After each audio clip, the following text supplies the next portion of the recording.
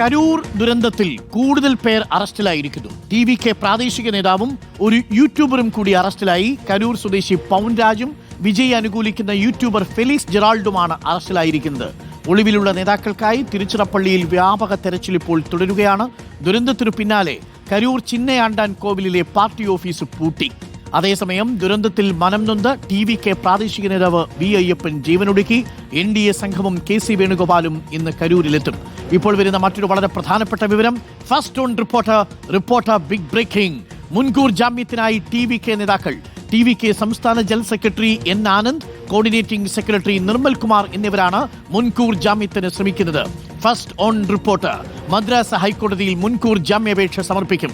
ഇക്ബാൽ അറക്കലും അഷ്കർ അലി കരിമ്പയും ചേരുന്നുണ്ട് നിലവിൽ കരൂരിൽ നിന്നും. ആദ്യം അഷ്കർ അലിയിലേക്ക് ഇപ്പോൾ വരുന്ന വളരെ പ്രധാനപ്പെട്ട വിവരത്തിലേക്ക്.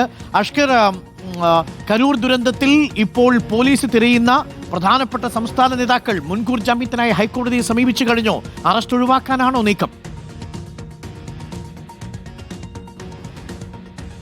അറസ്റ്റ് ഒഴിവാക്കാൻ സജീവ നീക്കം ഇപ്പോൾ ടി.വി.കെ നേതാക്കൾ നടത്തുന്നു എന്നതാണ് ഇപ്പോൾ പുറത്തുവരുന്ന റിപ്പോർട്ടുകൾ. പ്രത്യേകിച്ച് FIR 3 പേരെയാണ് പോലീസ് പ്രതി ചേർത്തിരുന്നത്. ഒന്ന് കരൂർ വെസ്റ്റ് ജില്ലാ സെക്രട്ടറി ആയിട്ടുള്ള മധുരഴകനാണ്.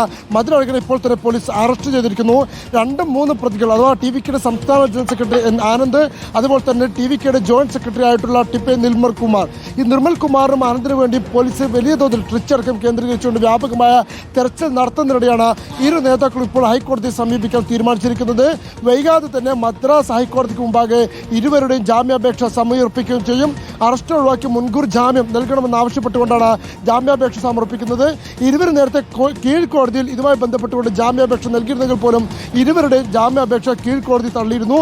എന്നാൽ അതിനുശേഷം ഹൈക്കോടതി സമീപിക്കാൻ ഇരുവരും തയ്യാറായിരുന്നില്ല. ഇവർ അറസ്റ്റിന് വഴങ്ങാനുള്ള സാധ്യതയാണ് എല്ലാവരും കണ്ടിരുന്നത്. പക്ഷേ തികച്ചും അപ്രതീക്ഷിതമായിട്ടാണ് ഇപ്പോൾ ഈ പോലീസ് ഇരു നേതാക്കൾക്ക് വേണ്ടി തെരച്ചിൽ വ്യാപകമാക്കിയതോടെ 2 നേതാക്കളും മദ്രാസ് ഹൈക്കോടതിയെ സമീപിക്കാൻ തീരുമാനിച്ചതെന്നാണ് ടി.വി.കെ കേന്ദ്രങ്ങൾ നൽകുന്ന വിവരം. ഇന്ന് തന്നെ മുൻകൂർ ജാമ്യാപേക്ഷ സമർപ്പിക്കുമെന്നുള്ളതാണ്. നിലവിൽ ഇപ്പോൾ 2 പേരും ഒളിവിൽ തന്നെയാണ് തുടരുന്നത്. മാത്രമല്ല ഈ പോലീസ് FIR-അടക്കം അന്ന് കൃത്യമായ ദുരന്ത സാധ്യത മുൻകൂട്ടി കണ്ട് പോലീസ് ഈ നിർമ്മൽ കുമാറിനെയും അതുപോലെ തന്നെ N ആനന്ദിനും കൃത്യമായി മുന്നറിയിപ്പ് നൽകുകയും നിബന്ധനകൾ പാലിക്കാൻ നിർദ്ദേശം നൽകുകയും ചെയ്തിരുന്നു എന്നാണ് പോലീസ് FIR-ലുള്ളത്.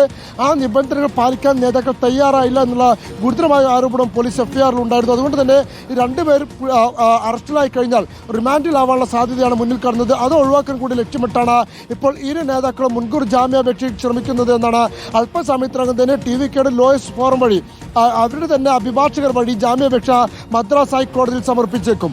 അരുൺ, അഷ്കർ അലിയാണ് വിവരങ്ങൾ നൽകുക. അഷ്കർ അലി തുടരണം. ഞാനൊന്ന് ഇക്ബാലിലേക്ക് കൂടി പോയി വരാം.